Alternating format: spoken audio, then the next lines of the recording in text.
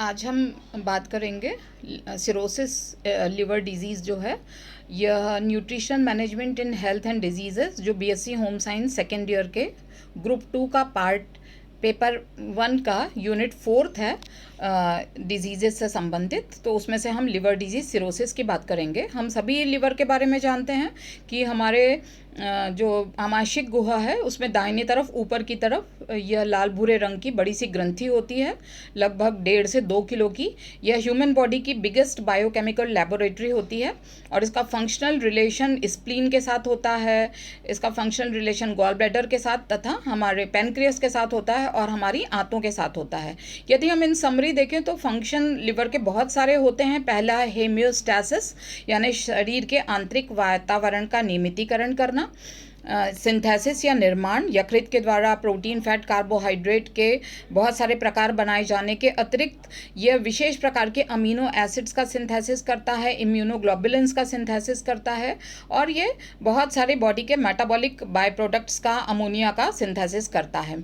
Storage, सभी प्रकार के फैट सोल्युबल विटामिन्स, जितने भी बहुत सारे मिनरल्स, बहुत सारे हार्मोन्स हमारे यकृत में ही जमा होते हैं। एक्सक्रीशन, यकृत बहुत सारे पदार्थों को बाइल के द्वारा यानी पित्त के द्वारा उत्सर्जित करता है। बिलीवर्डिन एंड बिलीरुबिन जो कि लाल रक्त कोशिकाओं के अंतिम उत्पाद होते हैं। इसके अतिरिक्त हार्मोन्स, ईस्ट्रोजेन, एल्डोस्टेरोन, बहुत सारे टॉक्सिक सब्सटेंसेस, मेटल्स, इन सभी का उत्सर्जन यकृत के द्वारा होता है और ये हमारी शरीर की सुरक्षा के लिए आवश्यक होता है। फिल्ट्रेशन, यकृत हमारे ब्लड को, प्लाज्मा को फिल्टर करता है। उसमें से बहुत सारे टॉक्सिक सब्सटेंसेस को ये फिल्टर करके बॉडी के बाहर हटाने का काम करता है। जितने भी हमारे बॉडी में एंटीबॉडीज़ बनती है जिन्हें हम इम्यूनोग्लोबुलिन्स कहते हैं, लिवर के द्वारा बनाए गए ग्लोबुलिन प्रोटीन के साथ ये सभी इम्यूनोग्लोबुलिन्स यानी एंटीबॉडीज़ बनाई जाती हैं और इसलिए लिवर हमारे शरीर की रोग प्रतिरोधक क्षमता के लिए बहुत ही महत्वपूर्ण होता है। फिर अब हम बात करें सिरोसिस की, तो सिरोसिस लिवर की एक एंड स्टेज डिजीज़ कही जा सकती है। जो पिंक कलर का सॉफ्ट स्क्वीजी यकृत होता है, उसकी सतह जो चिकनी होती है उसके स्थान पर वह फाइब्रॉइड्स उसमें डेवलप हो जाते हैं, वह खुरदुरी हो जाती है और जो 1.5 किलो से 2 किलो तक का बड़ा सा यकृत होता है वह सॉलिड ब्लैक या रेड या ऑरेंज कलर के यकृत में यह परिवर्तित हो जाता है। यदि हम एटियोलॉजी ऑफ सिरोसिस की बात करें, जो कि यकृत की बीमारियों के कारण यदि हम देखें सिरोसिस के, तो सबसे पहला बड़ा कारण है अल्कोहल एब्यूज़। यदि हम लंबे समय तक अल्कोहल लेते हैं वो उसका अंतिम उत्पाद एसिटल्डिहाइड बनता है जो कि हमारे यकृत को नष्ट करता है और जिसकी परिणति हम सिरोसिस के रूप में देखते हैं। हेपेटाइटिस, जितने भी इन्फेक्टिव हेपेटाइटिस या ब्लड बॉर्न हेपेटाइटिस होते हैं ABC, उसकी वजह से यकृत की कोशिकाएं बड़ी संख्या में नष्ट होती हैं जिसे हम नेक्रोसिस कहते हैं और नेक्रोसिस के अंतिम स्थिति फिर सिरोसिस देखी जाती है। यूज़ ऑफ ड्रग्स, बहुत सारी दवाइयाँ यकृत के लिए बहुत ख़राब होती हैं, ख़ास तौर पर जो नियासिड होती है या फिर हम इब्यूप्रोफेन है या फिर ब्लड को पतला करने वाली स्टैटिन है, ये सभी प्रकार की दवाइयाँ यदि लंबे समय तक ली जाती हैं तो यकृत पर इसका बुरा प्रभाव पड़ता है। Hepatic congestion from severe right sided heart failure, यदि हम देखें तो महाधमनी में एक बार के हृदय के संकुचन से जितना रक्त डाला जाता है उसका 25% यकृत को दिया जाता है। इसलिए हृदय में यदि किसी भी प्रकार की खराबी होती है तो उसका सीधा प्रभाव यकृत के ऊपर पड़ता है।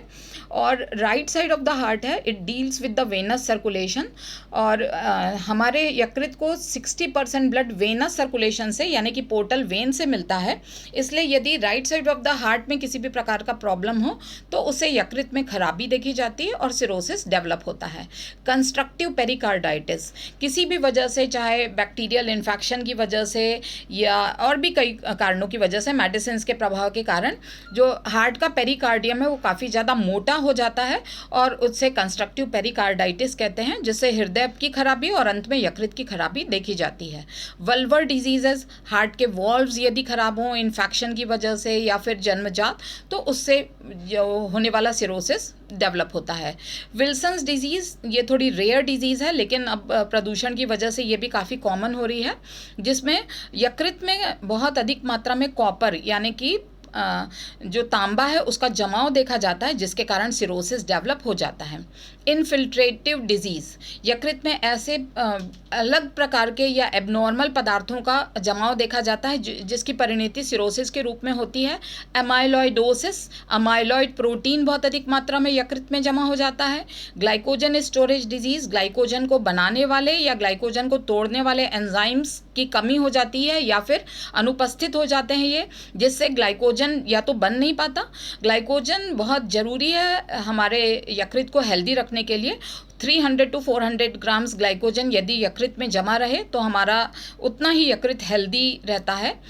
और इसलिए यदि ग्लाइकोजन स्टोरेज डिजीज़ हो या ग्लाइकोजन का ब्रेकडाउन नहीं हो पा रहा है, वो उसमें बहुत अधिक मात्रा में यकृत में जमा होता जा रहा है, तो सिरोसिस देखा जाता है।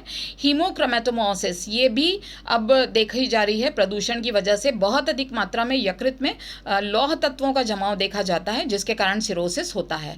भारत के अतिरिक्त पूरी दुनिया भर में सिरोसिस का एक बहुत बड़ा कारण अल्कोहल इंटेक है।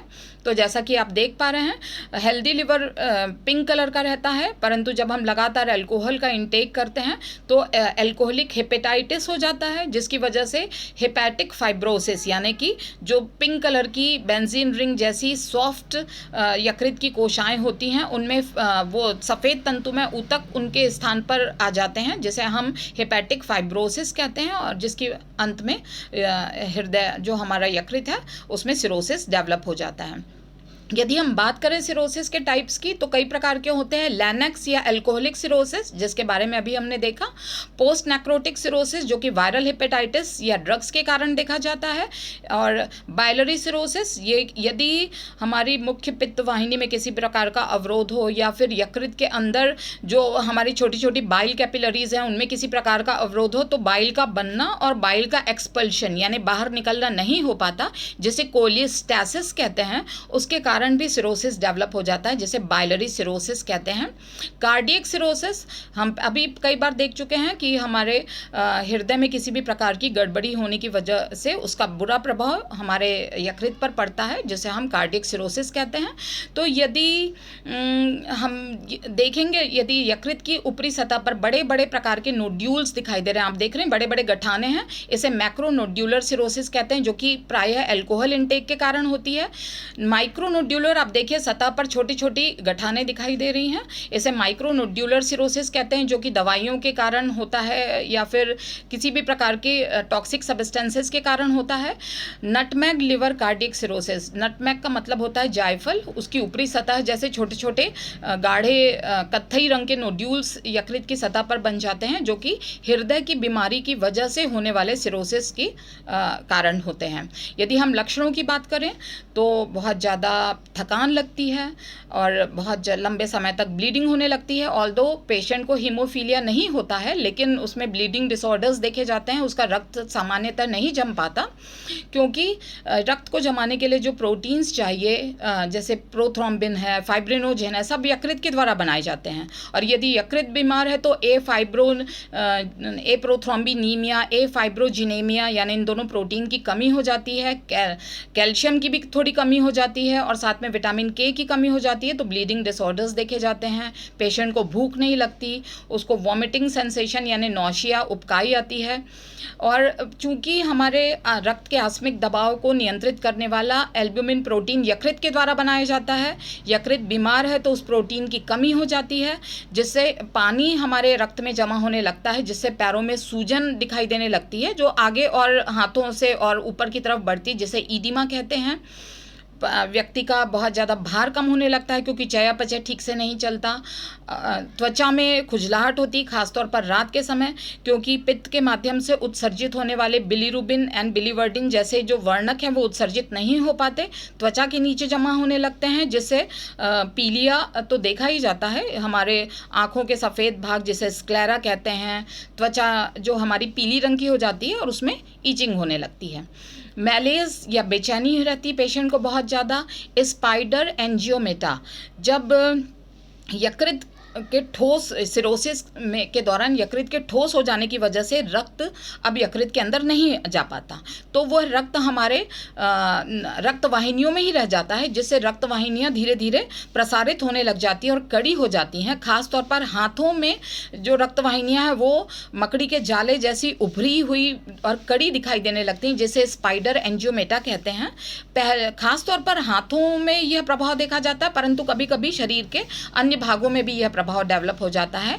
पाल्मर इरिथ्राइमा यानी कि हथेलियाँ लाल रंग की दिखाई देने लगती हैं। ब्लॉटिंग यानी कि पेट में बहुत ज़्यादा गैस बनने लगती है। यकृत जो पिंक कलर का बहुत ज़्यादा नर्म होता है वह अब ठोस या फिर रेड कलर का या ऑरेंज कलर का या काले रंग का हो जाता है। हेपेटोमीगेली देखी जाती है, यानी जो यकृत है वह काफ़ी ज़्यादा सूज जाता है और दबाने से उसमें दर्द होता है। अब आप देखिए ये स्पाइडर एंजियोमेटा है जो किसी एक पेशेंट के माथे में दिखाई दे रही है और बिल्कुल मकड़ी के जाले जैसी नज़र आ रही है। ये पाल्मर इरिथ्राइमा है, हथेलियाँ लाल रंग की दिखाई दे रही हैं। एक विशेष प्रकार का सिम्टम या कहें कि जटिलता देखी जाती है एसिलैक्टेसिस, उसमें हाथ में हैंड ट्रिमर यानी हाथों में रह रह करके झटके होने लग जाते हैं, जो कि सिरोसिस का एक बहुत बड़ा लक्षण है। जटिलता